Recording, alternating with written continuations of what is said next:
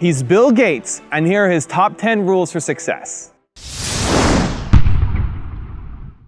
When I started Microsoft, I didn't think of it as all that risky. I mean, I was so excited about what we were doing. It's true I could have gone bankrupt, but you know, I had a set of skills that were highly employable, and in fact, my parents were still willing to let me go back to Harvard and finish my education if I wanted to. You've always got a job with me, Bill.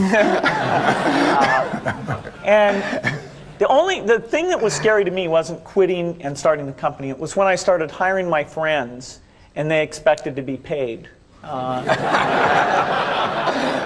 And then we had customers who went bankrupt, customers that I'd counted on to come through.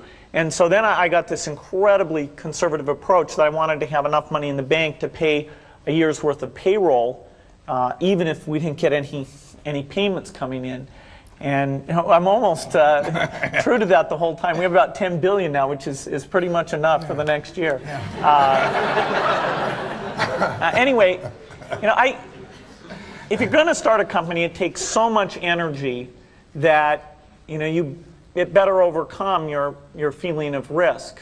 I don't think that you necessarily, if you're going to start a company, should do it at the start of your career. I think there's a lot to be said for working for a company, learning how they do things.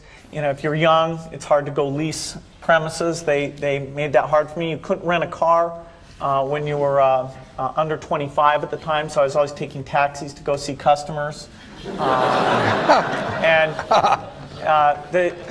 people would, you know, people would say, well, we're going to go have a discussion in the bar. Well, I couldn't go to the bar.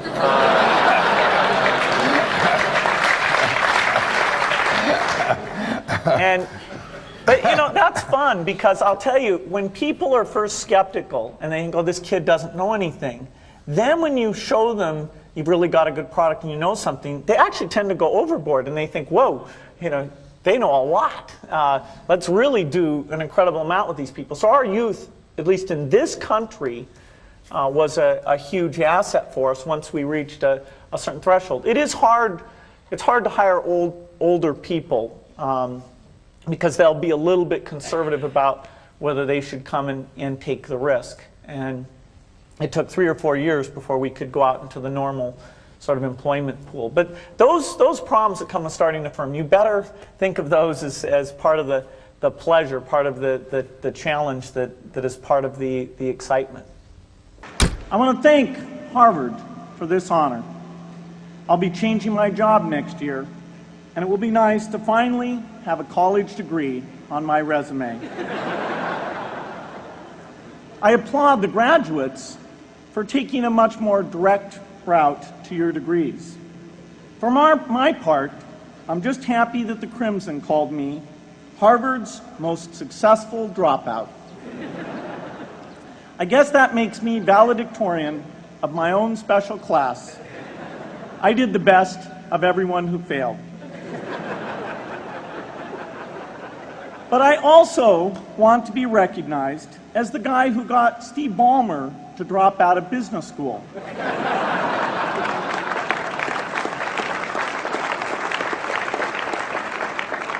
I'm a bad influence.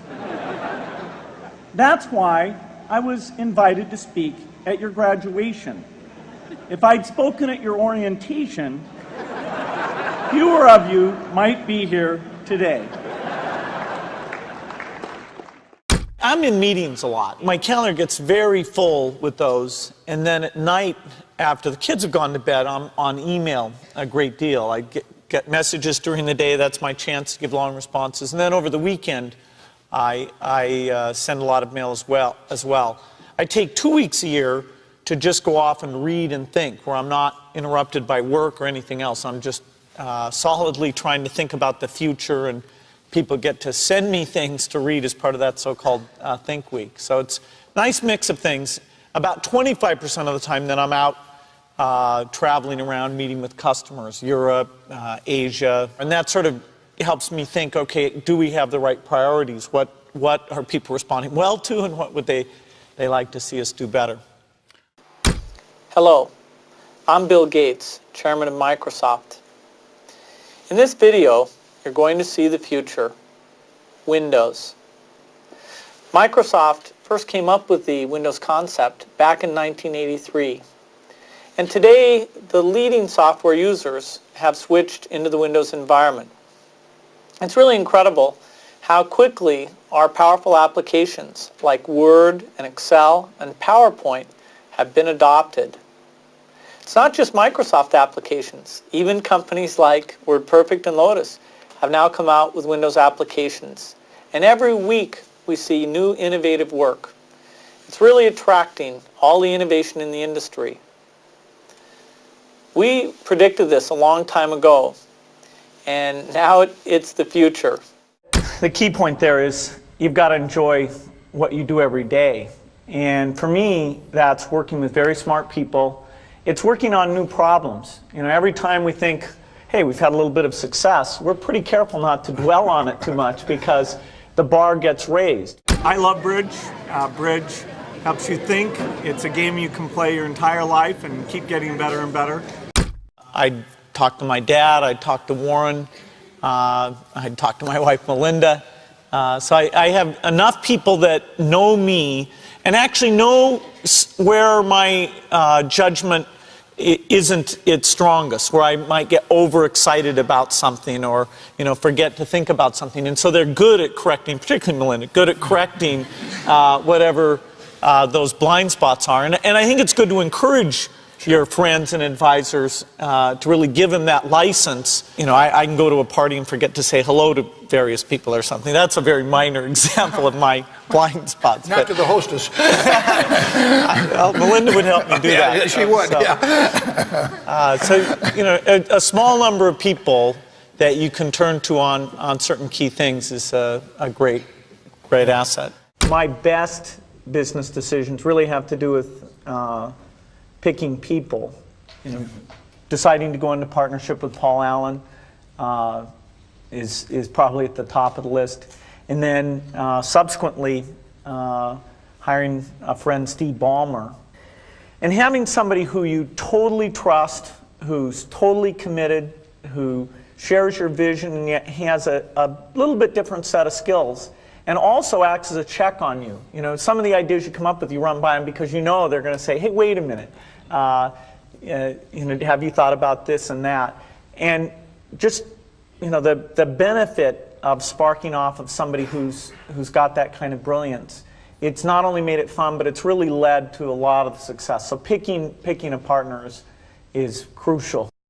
I had one habit that I developed when I was at college that was actually a very bad habit, which was I like to show people that I didn't do any work and that I didn't go to classes and I didn't care. And then at the very last minute, like 2 days before the test, I'd get serious about it. And people thought that was funny. You know, that was my positioning, the guy who did nothing until the last minute. Then when I went into business, that was a really bad habit. And it took me a couple of years to get over that. Nobody praised me because I would do things at the last minute, and I tried to reverse to students I'd actually, I didn't think that highly of, who were always organized and had things done on time. I'm still working on it, but procrastination is not a good habit. Bill can change clothes in the car. So I'm going to challenge Bill Gates, my partner in Facebook, Sheryl Sandberg, and Netflix's founder and CEO, Reed Hastings.